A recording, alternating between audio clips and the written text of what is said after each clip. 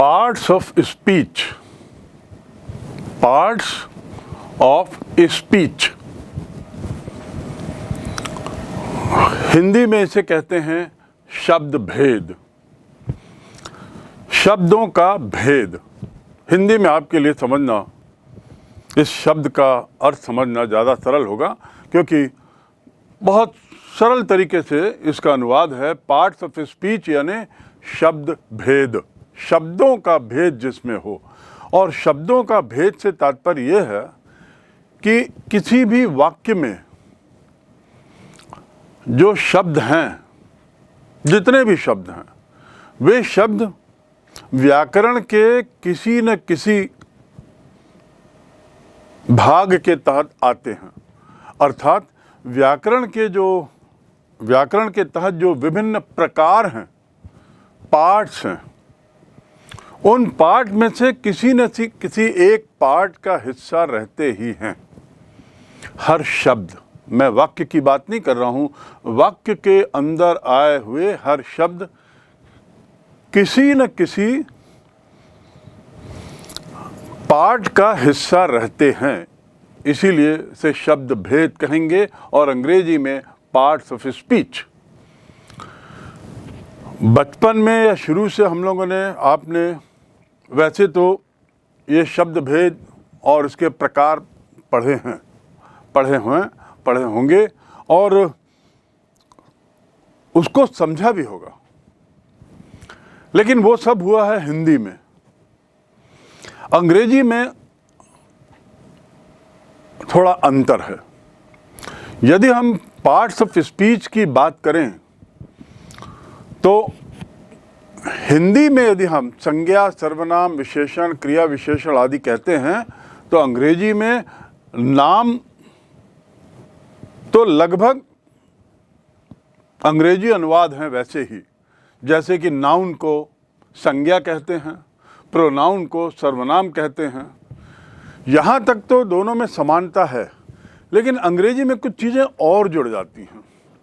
यानी हमें अंग्रेजी में पार्ट्स ऑफ स्पीच को समझने के लिए कुछ और गहराई में जाना पड़ेगा।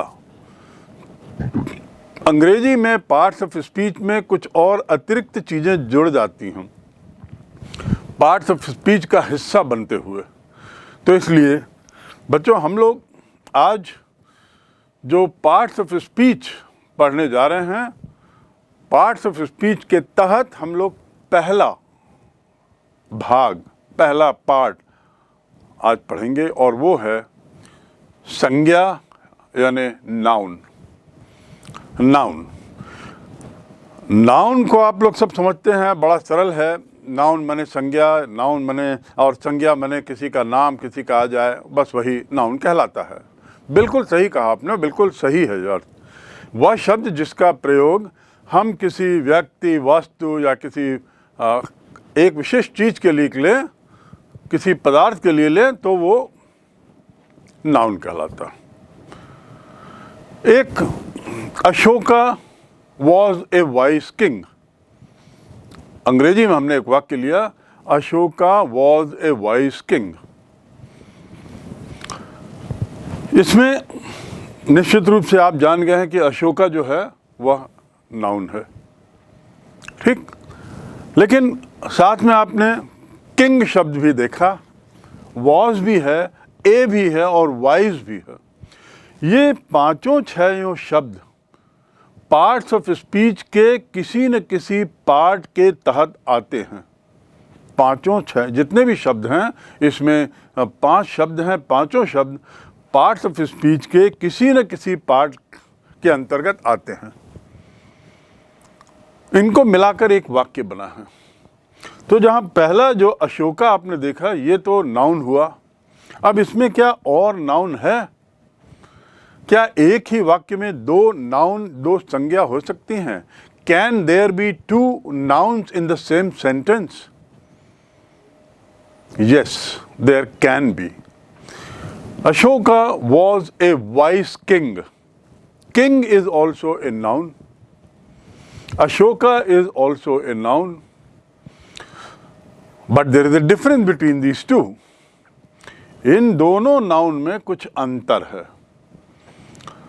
तो इतना हम समझते हैं कि संज्ञा अर्थात किसी व्यक्ति, किसी वस्तु, किसी पदार्थ के नाम को संज्ञा कहते हैं।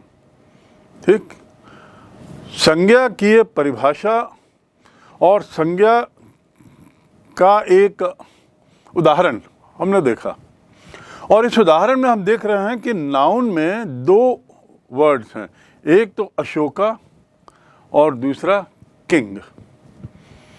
क्या ये दोनों एक ही तरह के नाउन हैं या दोनों में अंतर है? आर दे सेम और they are different? Is there any difference between these two nouns? Yes, Ashoka यानी एक वो राजा जिसका नाम अशोक था। ठीक, अशोक यानी एक राजा, एक व्यक्ति जिसका नाम अशोक था। लेकिन किंग भी उसी के लिए उपयोग हुआ है। Ashoka was a king. अब अशोका वॉज ए किंग कहा तो अशोका राजा हुआ, और किंग क्या हुआ? उस राजा के लिए, उस व्यक्ति के लिए इसका उपयोग हुआ, राजा। क्या था अशोका? राजा था।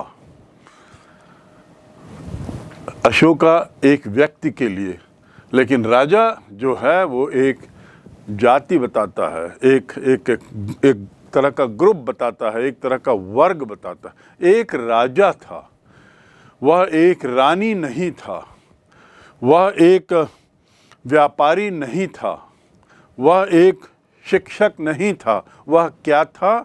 राजा था। Ashoka was a king. तो king is noun, Ashoka is noun, but the difference is that king जो है वह एक जाति को बताता है और अशोक जो है वो एक व्यक्ति को बताता है। राइट? जो व्यक्ति को बताता है उसे हम कहते हैं व्यक्तिवाचक संज्ञा, जो आपने पढ़ी है इंग्लिश में उसे कहते हैं प्रॉपर नाउन। प्रॉपर नाउन का मतलब क्या हुआ? जो किसी एक व्यक्ति को, प्रॉपर को बता रहा हो, किसी एक प्रॉपर व्यक्ति को, किसी उचित व्यक्ति को, किसी उचित चीज को जो बताए, किसी भी उचित चीज को, पदार्थ को, व्यक्ति को, वस्तु को जो बताए, वो प्रॉपर नाउन, यानी जिसे हम हिंदी में व्यक्तिवाचक संज्ञा कहते हैं। Am I clear to you all? Now, having understood what is proper noun, what about this noun? King. King is also a noun, but it denotes rajas, kings. ये जो नाउन है ये एक समूह, एक खास तरह का समूह, एक तरह की जाति। जाति का अर्थ ये नहीं समझिएगा ब्राह्मण, क्षत्रिय, वैश्य, शूद्र जैसी जाति हमारे यहाँ। जाति का अर्थ है एक तरह का वर्ग। तो अशोक किस वर्ग में आता है? राजा के वर्ग में। वह राजा था। तो जब वो श्रेणी या जाति या वर्ग बताता है तो वह वर्ड कहलाता है कॉमन नाउन। वह वर्ड किसके अंतर्गत आता है? कॉमन नाउन के अंतर्गत। Am I clear? तो पहला क्या है? Noun. What is noun? Noun is a word used in place of, used for an object, an article, a person, or anything that is specific. In this sentence, now we have understood what is proper noun. Proper noun is a noun that is used to denote, that is used for something particular, something proper. And as against that, or ठीक उसके उल्टा, common noun is used for a group, for a particular kind of group. Raja is a kind of group. वह group जिसमें राजा जैसे लोग हैं, वो लोग हैं जिन्हें राजा कहा जाता है। Right? So, I think you have understood कि one is proper noun and the other is common noun. Now let's see few more examples. Sita is a proper noun. Sita is a girl. पहले मैंने कहा Sita is proper noun and then I say Sita is a girl. So Sita becomes proper noun, girl becomes common noun. Why? Because एक लड़की जाति को बताता है. ये किस जाति को बता रहा है? सीता किस जाति में है, किस तरह के वर्ग में है, किस तरह के ग्रुप में है? लड़की. तो वो कॉमन नाउन हो गया. Sita is a girl. Right, she is a girl. Similarly, Hari is a proper noun. Hari is a boy. Hari is a boy. तो Hari क्या हुआ? Proper noun. Boy, boy हुआ एक जाति, एक वर्ग, एक श्रेणी. किन लोगों की श्रेणी? लड़कों की श्रेणी. तो ये हो गया common noun. Kolkata. Kolkata, the capital of West Bengal. बहुत प्रसिद्ध, बहुत पुराना शहर और किसी समय भारत की राजधानी रहा हुआ. दिल्ली के पहले कलकत्ता भारत की राजधानी थी. तो कोलकाता इज ए सिटी. इसमें प्रॉपर नाउन कौन सा होगा? कोलकाता, जो नेम है. और सिटी क्या हुआ? वर्ग हुआ. कोलकाता क्या है? शहर है. वो एक नेम हुआ, एक ग्रुप हुआ. तो इस प्रकार हम समझ सकते हैं, हमने ये समझने की कोशिश की है और समझ गए होंगे कि नाउन क्या है. उसके बाद व्यक्तिवाचक संज्ञा या प्रॉपर नाउन क्या है, और तीसरा जातिवाचक संज्ञा यानी कॉमन नाउन क्या है. We have understood these 3 types.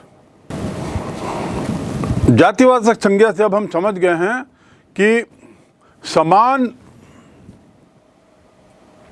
तरह की चीज का जो ग्रुप होता है उसे हम एक जाति कह देते हैं. और ये भी समझ गए हैं कि यहाँ जाति का मतलब जो हमारे हिंदू धर्म में जो जातियाँ हैं उससे है ना, उससे कोई इसका संबंध नहीं है. जाति या एक तरह की वस्तु या व्यक्ति को समान रूप से जब हम एक नाम देते हैं तो उसको जाति बोल देते हैं. तो जाति से तात्पर्य या कॉमन वर्ड से तात्पर्य जाति का है. कॉमन जो हम बोलते हैं कॉमन नाउन यानी जातिवाचक संज्ञा. तो परिभाषा एक बार फिर देख लें. व्यक्तिवाचक संज्ञा या प्रॉपर नाउन किसी वस्तु या विशेष चीज का नाम होता है, उसका नाम. लेकिन व्यक्तिवाचक संज्ञा में एक खासियत है, ये जो आप समझ सकते हैं. इससे पहले हम आगे बढ़ें, व्यक्तिवाचक संज्ञा की कुछ 1-2 विशेषताएं जान लें और सुनिश्चित कर लें कि उसका हम पालन कर रहे हैं. पहला, व्यक्तिवाचक संज्ञा का जो पहला अक्षर होता है, व्यक्तिवाचक संज्ञा का जो पहला अक्षर होता है वो हमेशा कैपिटल रहता है. उदाहरण के लिए यदि मैं लिखता हूं I am going to Mohan, I am going to Mohan. Mohan व्यक्तिवाचक संज्ञा है, राइट. या I am going to Mohan और Sohan is coming to Shyam. Sohan is coming to Shyam. Sohan में S बड़ा लिखा है कैपिटल में, लेकिन श्याम जो है बाद में लिखा हुआ है. बाद में रहने के बाद भी उसका पहला अक्षर क्या रहेगा? कैपिटल में रहेगा, बड़े में रहेगा. तो ये आप हमेशा याद रखें कि जो प्रॉपर नाउन है, प्रॉपर नाउन कहीं भी आए किसी वाक्य में, उसका पहला अक्षर हमेशा कैपिटल में रहता है. ठीक. दूसरी खास बात प्रॉपर नाउन की है कि हम कभी कभी प्रॉपर नाउन जातिवाचक संज्ञा की तरह उसका प्रयोग कर लेते हैं. प्रॉपर नाउन को हम जातिवाचक संज्ञा जैसा प्रयोग कर सकते हैं. दूसरे शब्दों में, proper noun can also be used as common noun at times. बहुत अलग ढंग का उपयोग है ये। प्रॉपर नाउन को कैसे उपयोग करेंगे? Everybody cannot be Ashoka. यह अशोका प्रॉपर नाउन है। नहीं, हमने ये जाना कि अशोका एक व्यक्ति का नाम है, इसलिए प्रॉपर नाउन लगता है। लेकिन अब हम कहना चाह रहे हैं कि हर आदमी अशोका नहीं बन सकता। Everybody cannot be Ashoka. तो अशोका हमने एक वर्ग बना दिया, उस तर का कोई नहीं हो सकता। जब हम ऐसा उपयोग करते हैं तब वह क्या हो जाता है? वह बन जाता है कॉमन नाउन। यहाँ अशोका से तात्पर्य क्या है? एवरीबडी कैनॉट बी अशोका, यानी अशोका की जो क्वालिटी है जिसके लिए वो प्रसिद्ध है, राजा है, शांति प्रिय राजा है, बौद्ध धर्म का अनुपालक है, बहुत बड़ा। तो एवरीबडी कैनॉट बिकम अशोका। तो यहाँ पर अशोका का उपयोग हमने कॉमन नाउन के रूप में किया है। एक जाति बना दी, ऐसे लोग जो इस स्तर की जिंदगी जीते हैं, जो इस स्तर का सोच रखते हैं। दूसरा उदाहरण देखें, he was the Luqman. He was the Luqman. Luqman क्या है? लुकमान एक नाम है। लुकमान एक बहुत प्रसिद्ध पूर्व काल में हकीम का नाम था। हकीम यानी पुराने ज़माने के जो देसी दवाइयों से इलाज करते हैं उन्हें हकीम कहते हैं। सो लुकमान जो है उसके नाम पर क्या वाक्य बन रहा है? He was the Luqman of India. Luqman फ़कीर वैसे तो इथोपिया का है, अफ्रीका के एक देश इथोपिया का राजा था लुकमान, और बहुत बहुत वाइज, बहुत बुद्धिमान व्यक्ति माना जाता था, बहुत ही बुद्धिमान। तो यदि मैं कहते हैं he was the Luqman of India, इसका मतलब बहुत बुद्धिमान व्यक्तियों की श्रेणी में आ गया वो। बहुत बुद्धिमान व्यक्तियों की श्रेणी के लिए मैंने क्या शब्द यूज़ कर लिया? लुकमान। ऐसी स्थिति में व्यक्तिवाचक संज्ञा का शब्द लुकमान अब यहाँ पर क्या बन गया? एक जाति, एक वर्ग, एक ग्रुप का रूप ले लिया है। मैंने उसे क्या कह दिया है? You cannot become Luqman, he was the Luqman of India. समझ गए? तो कैसे? In other word, what I am trying to say is that व्यक्तिवाचक संज्ञा भी कभी कभी जातिवाचक संज्ञा के रूप में उसका हम उपयोग कर सकते हैं। एक और उदाहरण ले, कालिदास। आपने सबने नाम सुना होगा कालिदास। कालिदास जो बहुत प्रसिद्ध भारत के संस्कृत के विद्वान, उनकी प्रसिद्ध पुस्तकें हैं अभिज्ञान शाकुंतलम, मालविकाग्निमित्र, विक्रमोर्वशीय। ये बहुत प्रसिद्ध उनके नाटक हैं। अभिज्ञान शाकुंतलम, मालविकाग्निमित्र, विक्रमोर्वशीय बहुत प्रसिद्ध नाटक हैं। और उन्होंने कई कविताएं भी लिखी हैं, एपिक बड़े बड़ी कविताएं लिखी हैं, और ऐसे बहुत सारे नाटक लिखे हैं, प्लेज। और इनके जो नाटक और जो कविताओं का जो बैकग्राउंड है वो अधिकतर पुराण, रामायण, गीता, महाभारत से लिया गया। यानी इन पुराने ऐतिहासिक ग्रंथों के आधार पर इन्होंने अपने नाटक लिखे हैं। तो भारत के बहुत प्रसिद्ध रचनाकार हैं, प्ले राइट हैं। उनको हम क्या, और एक व्यक्ति का नाम है शेक्सपियर। शेक्सपियर कौन है? इंग्लैंड के बहुत बहुत प्रसिद्ध नाटककार। विश्व इतिहास में इन्हें सबसे बढ़िया, सबसे बेहतरीन नाटक लिखने वालों में माना जाता है। तो वाक्य कैसे बना रहे हैं? Kalidas is often called the Shakespeare of India. Kalidas is often called the Shakespeare of India. Kalidas को भारत का क्या कहा जाता है? शेक्सपियर। क्या अर्थ हुआ? कालिदास उतने ही अच्छा लिखते थे नाटक जितना शेक्सपियर लिखते थे, यही तो इसका तात्पर्य हो रहा है। और इसलिए भारत के परिप्रेक्ष्य में, भारत के बैकग्राउंड में, भारत के संदर्भ में हम कालिदास को भारत का शेक्सपियर कहते हैं। यानी अब शेक्सपियर को यहाँ पे हमने क्या बना दिया, एक जाति बना दी। शेक्सपियर का अर्थ क्या हुआ, एक ऐसा व्यक्ति जो बहुत बढ़िया नाटक लिखता हो, बहुत बढ़िया कहानियाँ लिखता हो, ऐसा व्यक्ति, द ग्रेटेस्ट ड्रामेटिस्ट। तो एक जाति हमने बना दी। किन लोगों की जाति, ड्रामा लिखने वालों की। उसमें सर्वोच्च कौन थे, शेक्सपियर। उनकी जो लेवल पर जो हैं, उस ग्रुप में हम कालिदास को डाल सकते हैं।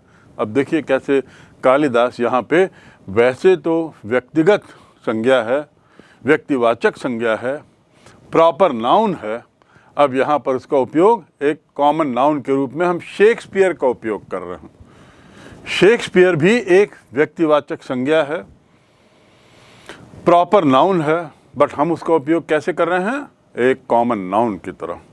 तो इस प्रकार हम देखते हैं इन उदाहरणों से कि व्यक्तिवाचक संज्ञाओं की कुछ अलग खासियत भी है।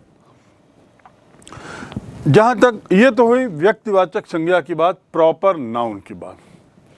अब अगला बिंदु जिस पर हम आते हैं प्रॉपर नाउन के बाद, वो जातिवाचक संज्ञा की क्या कुछ विशेष बात है क्या।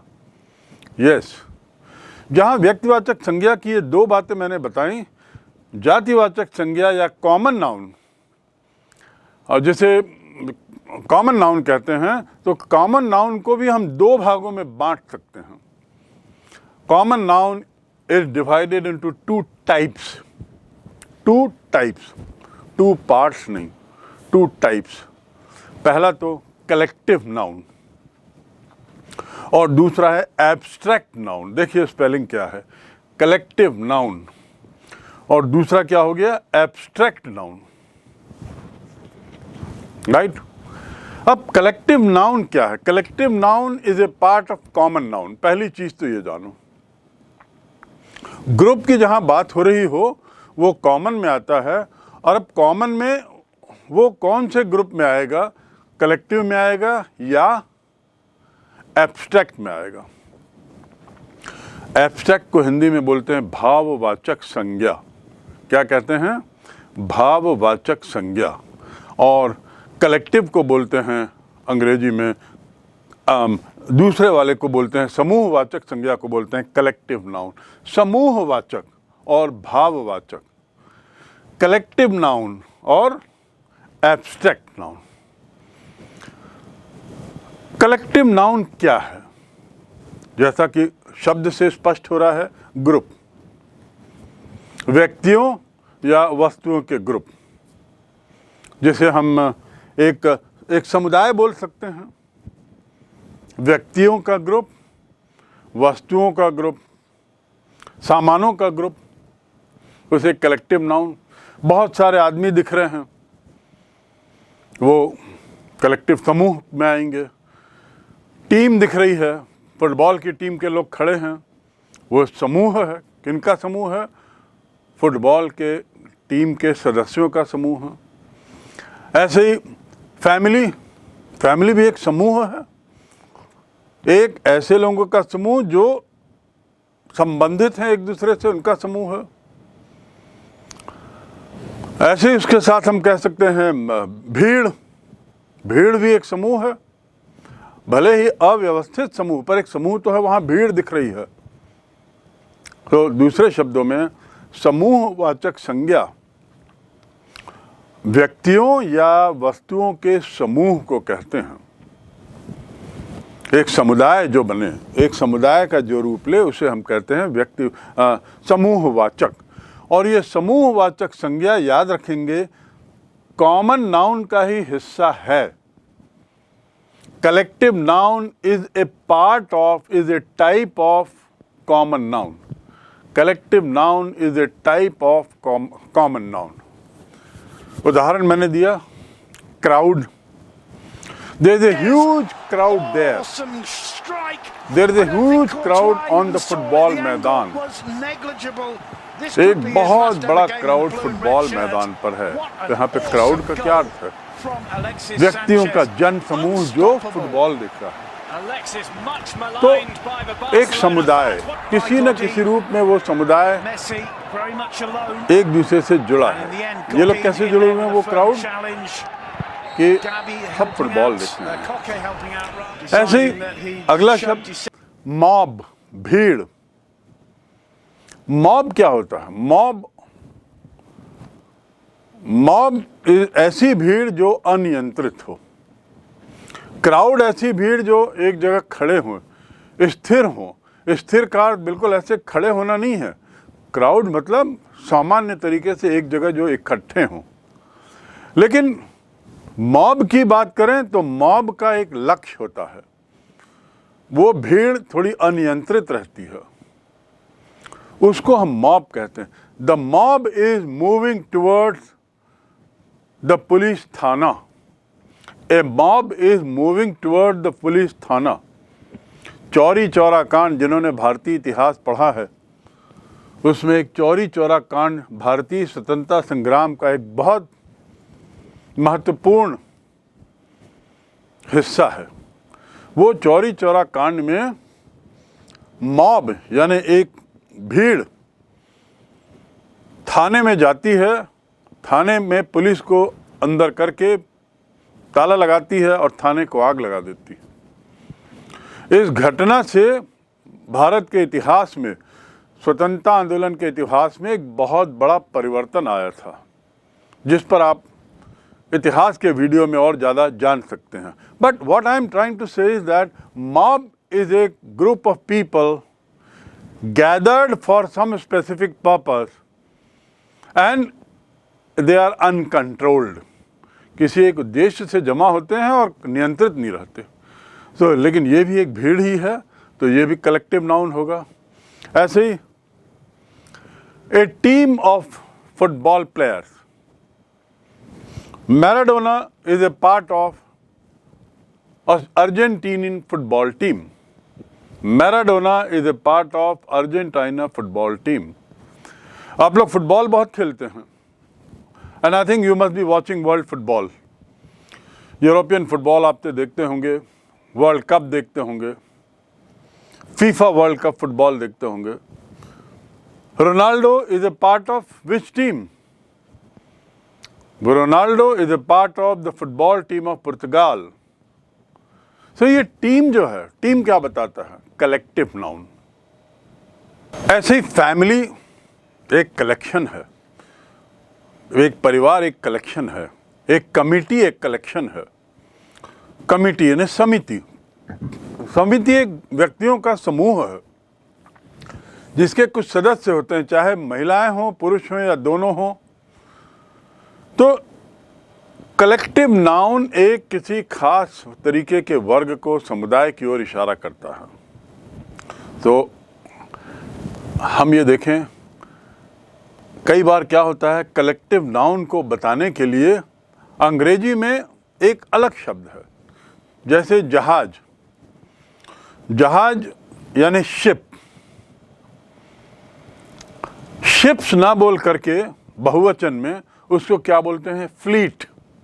यदि बहुत सारे जहाज़ों का समूह है तो उसे हम क्या बोलते हैं? फ्लीट। FLEET। फ्लीट माने क्या हुआ? एक कलेक्टिव नाउन। किस चीज़ के लिए? जहाज़ों के लिए। We don't say ships normally.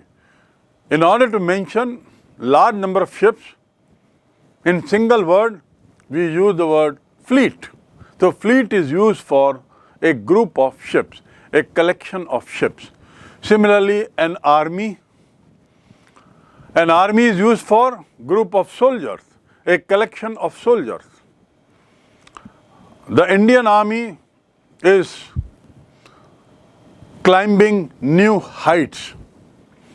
The Indian Army is one of the best armies in the world. The Indian Army is one of the best armies in the world. So army is what? Army is a collective noun because it signifies, it denotes a group of soldiers. It points out a collection of soldiers.